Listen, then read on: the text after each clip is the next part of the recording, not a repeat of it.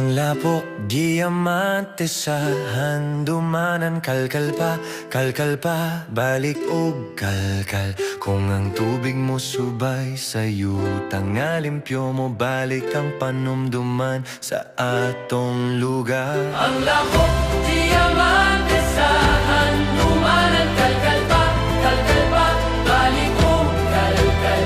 Kung ang tubig mo subay sa dalan sa kinabuhi mo, balik ang yutang gigikanan sa kalinaw. Sa kilid sa templo, hilong manghangin. Gamay ang bata, walay ngalan sa hangin. Dunot nga biste, lapok ang nawong. Apan sa iyang dughan, buhi ang damgo. Nakig-istorya sa tubig ug sa kahoy. Sa hangin nga mo agi, sa lasang ug baybay. Kabalo siya bisan, walay pulong. Kung ang tubig mo agos, ang kinabuhi mo tubo. Umuhurong ang tubig, ang lugar mahilom. Murag kalibutan nga nakalimot sa kahayag. Apan sa gamay nga dughan, ang dunay pangandoy na mahimong kahayag sa umaabot nga adlaw.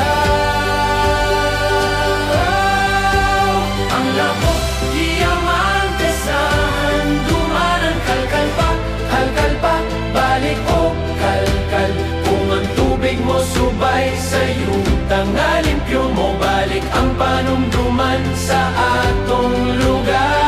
Nayagi ang panahon na himo siyang samurai. Nagtuon sa kalinaw, dili sa gubat na kusog. Apan sa kalibutan nga kusog ang tingog. Ang kalumumo usahay, mawala sa dalan. Ang iyang katarungan na himong hilom. Ang iyang kasing-kasing nagpadayon sa pagtuon. Bisang gising ang biste, ug nipis ang espada. Nagpadayon gihapon ang iyang paglaong. Ang tutog nga nibalik siya sa gigikanan sa dalan sa tubig nga nagulat gihapon. Diri di ay iyang giingon sa hilom, ug dito siya mibalik sa yuta ug lapok.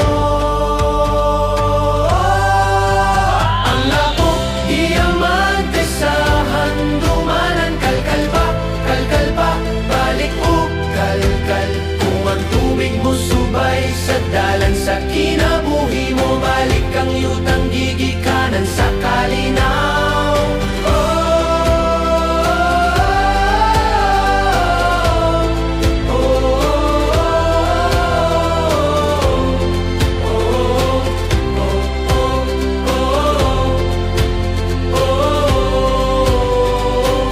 Panahon na naasi maasi, nagdalaog pala sa daplin sa templo. Kalkal sa dahon, kalkal sa yuta. Hand makita ang itom nga lapok. Baho manuugbog at apawalay kahadlok. Kaysa ilawom ana adunay tinubdan. Gamay ang tubig na gusto wagos. Murag ang dumanan nga gusto mo tunghas. Sa dihang ni buhagay ang tubig sa yuta. Lapok na himong kahayag sa kasaysayan. Dito ang bata, dito ang samurai. Dito ang mga tuig nga wala mailhin.